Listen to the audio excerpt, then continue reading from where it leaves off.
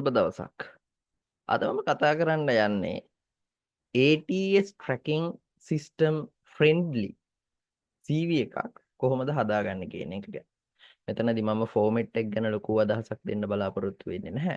නමුත් ATS friendly CV එකක් කියන්නේ මොකක්ද සහ ඒකේ තියෙන වැදගත්කම ඒ වගේම මූලික වශයෙන් ඔයා කොහොමද ඔයාගේ CV එක ATS friendly විදියට කන්වර්ට් කරගන්නේ කියන එක ගැන අදහසක් මම අද ඔයාලට දෙන්න බලාපොරොත්තු වෙනවා. මුලින්ම මොකක්ද මේ automate tracking system friendly CV එකක් කියලා කියන්නේ. දැන් ගොඩක් ආයතන අද ලෝකේ ගත්තොත් එහෙම මේ තියෙන තාක්ෂණයේ දියුණුවත් එක්ක ඔටෝමේට් හයරින් ප්‍රොසෙස් එකකට ගිහිල්ලා තියෙනවා. ඔටෝමේට් හයරින් ප්‍රොසෙස් එකක් කියලා කියන්නේ සිස්ටම් එකක් ආශ්‍රයෙන් අදාළ ක්වොලිෆයිඩ් කට්ටියගෙන් CVs එකතු කරනවා. එතකොට ඔයා කැමති නම් ඒ පොසිෂන් එකකට ආයතනය ඇප්ලයි කරන්න. ඒක ඇඩ්වර්ටයිස් වුණයින් පස්සේ ඔයා ඒ ඇඩ්වර්ටයිස්මන්ට් එකට අදාළව ඒ සිස්ටම් එකට ඔයා සරහා ඔයා CV එකක් අප්ලෝඩ් කරනවා. එතකොට CV එකක් අප්ලෝඩ් කරනකොට ඔටෝමැටිකලි ඒ අදාළ පද්ධතිය හරහාම ඔයාගේ CV එක ඉවලුවේට් වෙලා ඒ ඉවලුවේෂන් එකෙන් පස්සේ තමයි අදාළ පුද්ගලයින්ව රීච් කරන්න. එතකොට හියුමන් ඉවලුවේෂන් එකට එන්නේ ඔටෝමේටඩ් ඉවලුවේෂන් එක රීච් කරලා ඊට පස්සේ. එතකොට ඔයාගේ CV එක ATS friendly නැත්නම් ATS friendly CV එකක් නෙමෙයි නම් ඔයාට අමාරු වෙනවා අර සිස්ටම් එක හරහා තියෙන ඉවලුවේෂන් එක පාස් කරගෙන හියුමන් ඉවලුවේෂන් එකට යන්න. ඒ නිසා ඔයාගේ CV එක ATS friendly CV එකක් කරගන්නේ කොහොමද කියන එක ගැනද අපි කතා කරමු.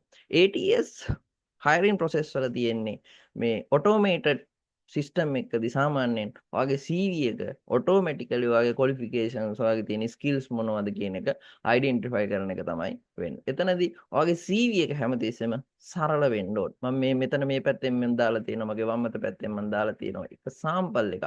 මේ විදිහට අපි අර සාමාන්‍යයෙන් අපි ඔයාලා දැන් ප්‍රැක්ටිස් කරන ට්‍රැඩිෂනල් CV එකේ ප්‍රැක්ටිස් කරන ග්‍රැෆික්ස් ලස්සන පින්තූර ලස්සන වචන ඒ වගේ දේවල් නැතුව ටේබල්ස් නෑ කොලම්ස් නිකන් සරල විදිහට ඔයාගේ තොරතුරු ටික පෙළ ගැස්වීමක් තමයි මෙතනදී ATS friendly CV එකකදී සිද්ධ වෙන්නේ. එතකොට ඔයා හැමතිස්සෙම සරල වෙන්න ඕනේ සහ සාරාංශගත වෙන්න ඕනේ. පුළුවන් තරම් කෙටියෙන් ඔයාගේ ප්‍රසන්ට් කරන්න ඕනේ ඩීටේල්ස් ඔක්කොම ටික ඔයා ප්‍රසන්ට් කරන්න ඕනේ ඔයාගේ CV එක ඇතුළේ.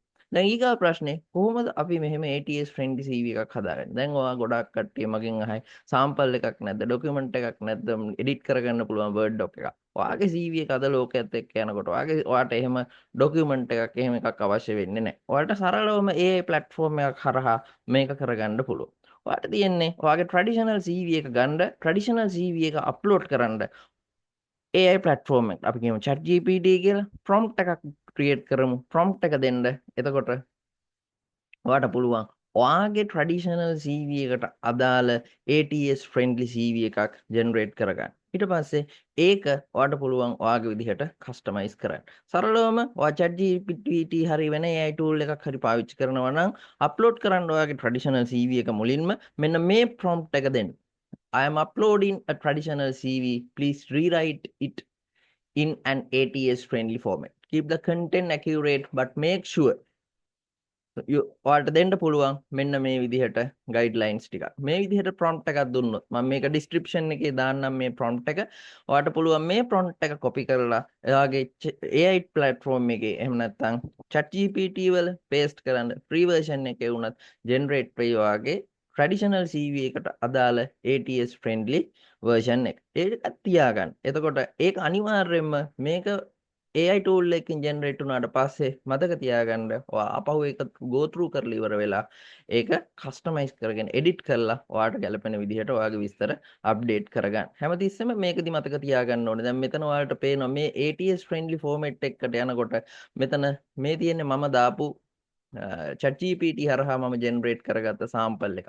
මේ වම් අත පැත්තේ තියෙන්නේ මේකට අදාළ traditional CV sample එක ෆොටෝ එකක් තියෙනවා. ඔක්කොම විස්තර ටික තියෙනවා. පැහැදිලි කරලා තියෙනවා. වචන තියෙනවා. bullets තියෙනවා. එතකොට ඒවත් එක්ක යනකොට දකුණු අත පැත්තේ තියෙන්නේ මෙතන ඒක මම අප්ලෝඩ් කරලා generate කරගත්ත AI පාවිච්චි කරලා මම generate කරගත්ත ATS friendly CV version එක. මෙතනදී ATS friendly CV version එකේදී මේ හැමතිස්සෙම තියෙන මේ headings මේ professional summary කියලා කියන්නේ මම word වල ගත්තොත් එහෙනම් word වල heading එක හැදිලා තියෙන හැමතිස්සෙම table එහෙම අපිට දක්නට ලැබෙන්නේ නැහැ. එතකොට ඊගා ප්‍රශ්නේ තමයි දැන් අපිට අර traditional CV එකක් ඕනේ නැද්ද? අපි තාමත් අපි මේ region එකේ ගත්තොත් එහෙම automated hiring process එක කියන්නේ නැති companies වලට apply කරනවා නම් ගොඩක්ම මම recommend කරන්නේ ATS වලට යන්නේ නැතුව ඔයා යන්න ට්‍රැඩිෂනල් CV සාම්පල් එක. ඔයා දන්න කෙනෙක්ට වගේ CV එකක් දෙනවා නම් මට ජොබ් එකක් හොයලා දෙන්න. මට ඉන්ටර්න්ෂිප් ට්‍රේනින් තැනක් හොයලා දෙන්න කියලා.